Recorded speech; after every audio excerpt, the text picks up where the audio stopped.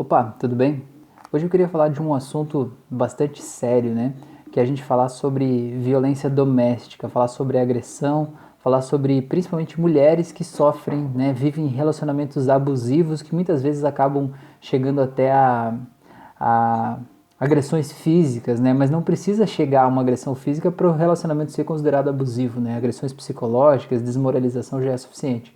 Então, eu queria falar um pouco sobre uns pontos em comum, né, de algumas pacientes que eu atendi, para a gente falar um pouco sobre isso, para a gente pensar um pouco sobre isso, para a gente ver o que tem de pontos em comuns e ver de que forma talvez isso possa estar ligado ao nosso relacionamento, à nossa vida, ao relacionamento de alguma pessoa próxima, conhecida, né, para a gente espalhar um pouco essa mensagem, porque às vezes a gente está lá e a gente não percebe que aquilo está lá, né? Tem uma síndrome que chama síndrome do sapo fervido, que é o seguinte: se você pegar um sapo e jogar ele na água quente, ele vai pular fora, na hora. Então, se a mulher entrasse no relacionamento com aquele homem diretamente agressivo, ela não ia ficar lá. Mas não é assim que funciona, né? A síndrome de sapo fervido é que se você colocar o sapo na água fria e for esquentando a água aos poucos, o sapo vai ficar ali até ele morrer, cozido ali, né? Porque a hora que ele tentar sair da água, ele não vai conseguir pular, não vai ter força nas pernas para pular. É exatamente isso que acontece. Então, os pontos em comuns, né, que eu anotei aqui, né, dessas pessoas é que essa pessoa, né, essa pessoa, no caso das pessoas que eu atendi, esse homem, ele é muito inteligente, ele é muito carinhoso, ele faz essa pessoa se sentir a pessoa mais inteligente do mundo, a pessoa mais especial, faz ela se sentir uma princesa. Ele se doa completamente por essa pessoa no início do relacionamento, né? Ele é o príncipe encantado no cavalo branco, né?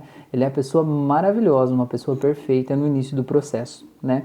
E o que essas pessoas, e isso vai mudando ao longo do tempo, e o que essas mulheres que eu atendi, elas têm em comum? Todas elas acessaram um trauma de solidão, um momento da vida, seja dessa vida ou de uma outra vida, em que elas tiveram uma experiência que elas tiveram uma solidão tremenda, que elas se sentiram muito sozinhas, se sentiram desprotegidas, desamparadas, e aquele trauma acabou virando quase que uma marca na alma da pessoa, como se ela fosse uma pessoa sozinha, como se aquela solidão fosse um monstro terrível, entende? E o que acontece? Quando essa pessoa entra num relacionamento e a pessoa, né, a outra pessoa do relacionamento é uma pessoa tão legal, tão querida, tão que entende ela, né? O que acontece? Ela se sente entendida, se sente protegida, se sente cuidada, né? E quando aquele processo vai mudando, né, a pessoa vai fazendo coisas que ela não gosta, ela do tipo, fica uma sensação interna assim: é melhor eu aguentar isso do que ficar sozinha. É melhor eu fazer de conta que não estou vendo isso do que eu sofrer a dor da solidão, porque a dor da solidão é uma dor muito forte para essas pessoas, entende? Então esse é um ponto muito importante, né? Outro ponto importante é que essas pessoas, elas sentiam que elas não têm um lugar no mundo, tá? Então, de alguma forma elas não se sentiam acolhidas ou protegidas ou amparadas, talvez assim, pela família, pelas pessoas próximas. Não que a família não amasse, não que a família não cuidasse, não que a família não tivesse próximo e presente, mas é uma sensação interna, sabe? Tipo assim, eu não tenho o meu lugar no mundo, lugar onde eu possa ser eu mesmo, onde eu possa me sentir bem, me sentir feliz. E aquela outra pessoa no relacionamento proporcionou isso para ela, de um jeito que talvez a pessoa nunca teve na vida. Acontece muito também de a pessoa polarizar os pais, do tipo assim: o meu pai é muito bom e a minha mãe é muito ruim. Ou o contrário, a minha mãe é um anjo do céu e o meu pai é quase o demônio na terra, né? E o que acontece? Às vezes, um desses pais acaba morrendo, se separando, desaparecendo, sei lá. E às vezes, quando a gente polariza, do tipo assim, todo o bem tá aqui, todo o mal tá aqui, quando esse bem sai da minha vida, esse bem desaparece, a gente fica meio sem chão, entendeu? Parece que a vida fica meio sem graça, a gente não tem o nosso lugar, né? E aí a gente acaba se colocando em situações de quando a gente se sente acolhido, amado, né? Se sente protegido ali naquele momento, a gente acaba aceitando muitas coisas em função daquele sentimento que é um vazio que estava aqui dentro, entende? Tá, deixa eu ver o outro ponto aqui que eu falo, né? Agora, a respeito de como esse processo vai acontecendo dentro do relacionamento. Isso aqui é o que aconteceu antes, né? O que levou essas pessoas a se encontrarem, né? E a partir de então criarem um relacionamento abusivo. E eu falo criar porque, de certa forma, a gente é responsável dos dois lados. E eu não estou culpando a vítima de forma nenhuma, né? Quem é o agressor deve ser tratado pelo rigor da lei, com toda certeza. Mas a gente precisa entender que, de certa forma, algo no nosso comportamento, ele não que eu vou dizer que ele permita que aquilo aconteça, mas se a gente se comportar diferente, a gente pode ter resultados diferentes, entende? É isso que eu quero dizer, tá? Então como que esse processo vai acontecendo? Esse agressor, ele vai minando a autoconfiança, ele vai dizendo coisas do tipo, você é burra, você é feia, você nunca mais vai ter uma outra pessoa como eu, se você não estiver comigo, você vai ficar sozinho o resto da vida, né? Você não é inteligente, né? Vai falando um monte de coisas, e coisas feias, inclusive, que vão minando a confiança. A primeira começa só como um pequeno xingão, elogiar uma outra mulher, as características físicas, olha que mulher linda, olha que mulher de tal forma, na frente da pessoa, para de alguma forma desmoralizar essa pessoa, meio que como quem está dizendo, olha, você não é como ela, né? Isso tudo são coisas que vão acontecendo. Então vai minando a autoconfiança, vai minando a autoestima, né? E com isso, essa pessoa, né, essa mulher, ela geralmente acaba diminuindo o contato social. Às vezes porque ele tem ciúmes dos amigos dela, tem ciúmes das amigas dela, às vezes a família não aceita ele e aí ela fica meio assim, entre a família e ele, eu vou escolher ele, né, em função de que eu não me sinto em casa em lugar nenhum, então pelo menos ele me entende, né, então acaba restringindo esse laço social e acaba ficando cada vez mais solitária, né, mais só ela e ele, assim, né. Uma outra coisa que eu percebi nessas mulheres é que elas sofrem muito com a expectativa dos outros, com o que as pessoas queriam que ela fosse, sabe? É um sentimento interno de fracasso, talvez, do tipo assim, os meus pais queriam que eu fizesse isso, meus amigos queriam que eu fizesse isso, né? Meus avós queriam que eu fizesse isso e eu não consigo, sabe? E eu sou uma decepção na vida dessas pessoas e é como se de certa forma aquele relacionamento fosse uma punição merecida pela decepção que a pessoa é, né, que ela se sente ser na vida dos outros. E assim, não tem nada a ver o que os outros pensam sobre você. O que os outros pensam sobre você tem a ver com eles e não com você, né? Tem a ver com você o que você pensa sobre você. E o que eles pensam não tem nada a ver, né, em relação a isso, tá bom? Outra coisa aqui é que essas pessoas, geralmente, ligadas a essa autocobrança, elas são muito perfeccionistas, né? Elas tendem a ser perfeccionistas. Elas tendem a querer fazer tudo perfeitamente. Elas tendem a ser muito autoexigentes e cobrarem demais delas mesmas, sabe? E isso acaba ressoando com o agressor, porque assim, é uma pessoa que se pune demais e se condena demais. É a pessoa que acha que todos os problemas do mundo e os problemas que ela enfrenta são causados por ela, que ela é a culpada, inclusive quando ele briga com ela, a culpa é dela, é porque ela não fez tal coisa, porque ela não agiu de tal jeito, porque ela respondeu de tal forma, né? Porque ela sempre é a culpada. Então, uma pessoa que tem o hábito de se culpar por tudo, quando encontra uma pessoa que é um candidato a agressor, vamos dizer assim, é um prato cheio, né? Porque quando ele fala a culpa é tua, ela aceita a culpa é minha, né? Porque ela acaba acreditando que aquilo ali é verdade, né? E isso é o perfeccionismo, é querer ser tudo perfeito, é querer ser a pessoa mágica, maravilhosa, né?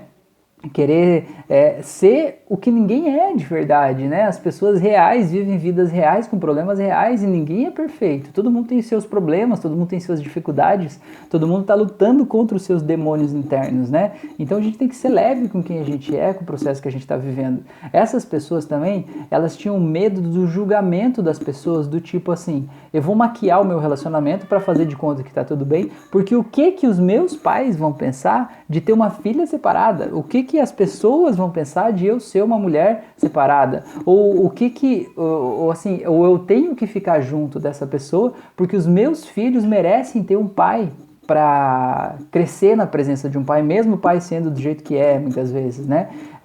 E tudo isso tem a ver com a pressão da sociedade, com os outros, o que os outros vão achar, o que os outros vão pensar, o que os outros vão querer. E não interessa os outros, interessa só você, entendeu? Interessa o que faz bem para você, o que mexe com o teu coração, o que é importante para você, sabe? E às vezes a gente se encaixa em um lugar, a gente anula toda a nossa essência, a nossa personalidade para se encaixar em um lugar. Mas aquele lugar não é pra gente, entendeu? Aquele lugar, ele machuca a gente, ele dói na gente, e não é pra gente, tá ali. Embora a gente se encaixe, embora a gente consiga se adequar àquilo ali não é o que faz a gente feliz, né? Então, às vezes é importante a gente se permitir olhar de um outro jeito, tá? Deixa eu ver o que mais que eu anotei aqui.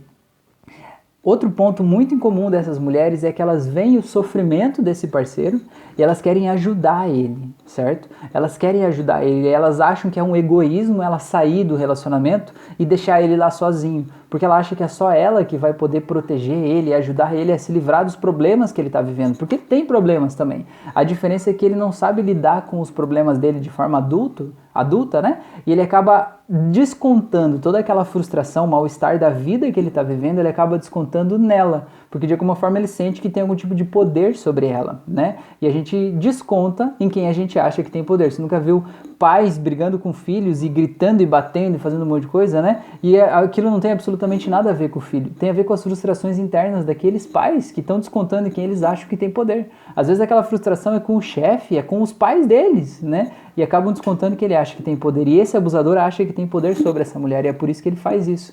Então ela, de alguma forma, quer ajudar ele a se livrar desses problemas, porque ela sente que ele tem uma alma boa, que ele é uma pessoa boa, que ele é uma pessoa caridosa, que ele é uma pessoa gentil, que ele vai mudar, né? E ela quer ajudar ele, ela acha que é egoísmo sair de lá. Só que assim, ó, é como se fosse uma areia movediça, sabe? Ele tá lá na areia movediça, porque ele tomou decisões, ele fez escolhas que fizeram ele tá lá se afundando, e ela tá vendo ele se afundar. E às vezes, né, ela quer se jogar lá para tentar tirar ele. Mas, areia movediça, quanto mais você se mexe, mais você afunda, né? Mais você vai se afogar. Então, até para você ajudar ele, você precisa sair de lá primeiro, se fortalecer, colocar o pé em um lugar firme, onde você se sinta bem, e aí você vai jogar uma corda para ele, e aí se ele quiser pegar a corda e vir, tudo bem. Se ele não quiser vir, não é um problema teu e não pode ser um problema teu, né? Você não é a salvadora do mundo, você tem que salvar primeiro você, salvar a tua vida, né? Cuidar de você, da tua autoestima, do teu autocuidado. Inclusive até se você tem filhos, os nossos filhos não fazem o que a gente diz, eles fazem o que a gente faz. Então, se de alguma forma você quer que os seus filhos saibam se amar, se respeitar, se colocar em primeiro lugar, se quer que eles sejam felizes, você precisa dar esse exemplo para eles, entendeu? Esse exemplo é muito mais importante do que a presença, talvez, de uma pessoa que está ali com problemas muito fortes e está causando problemas em todo mundo, entende? Então, esse é um ponto importante que eu queria falar, tá? Outro ponto, né, é que ninguém no mundo entende essa mulher e ninguém no mundo entende a outra pessoa. Então, de alguma forma, eles se identificam por esse processo. Ela se sente presa àquele relacionamento porque os dois, de alguma forma, são os únicos que se entendem, são os únicos que podem se ajudar, como se o mundo todo não tivesse vendo o que eles estão vendo ali, né? Não tivesse vendo o bem que está ali dentro de em relação ao outro, né? E aí, quando a família tenta separar, a família começa a falar mal da outra pessoa, às vezes até inventam histórias e falam coisas ruins e xingam, enfim, coisas do tipo, né?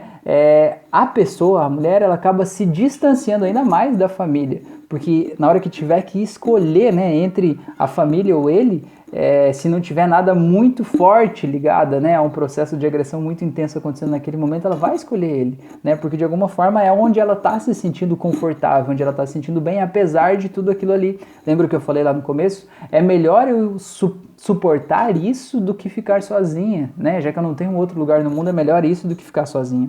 Tá bom? Isso acaba levando muitas vezes a comportamentos de vício, como vício em cigarro, vício em álcool, vício em outras coisas, que acabam sendo uma fuga para a pessoa, digamos assim, conseguir alguns momentos de suportar aquela realidade que ela está vivendo ali, né? Então esses são alguns pontos, tem vários outros pontos, dá pra gente falar muito sobre isso, mas eu queria trazer esses pontos pra gente discutir um pouco sobre isso, pra gente falar um pouco sobre isso, tá? E eu queria que você me contasse aqui embaixo nos comentários o que você pensa disso. Você já passou por um relacionamento abusivo? Você conhece alguém que está passando por um relacionamento abusivo ou já passou? Conta aqui, vamos falar um pouco sobre isso, vamos se ajudar, tá? E se você que está vendo esse vídeo está passando por um processo assim, você quiser ajuda, me manda uma mensagem, vamos conversar, sabe? Eu tenho várias auto-hipnoses aqui no canal para ajudar com isso. Tem várias mulheres que me mandaram mensagem que fizeram auto-hipnose de empoderamento, por exemplo, e depois elas se sentiram com aquela força para conseguir ir lá e colocar fim numa coisa que não estava dando certo.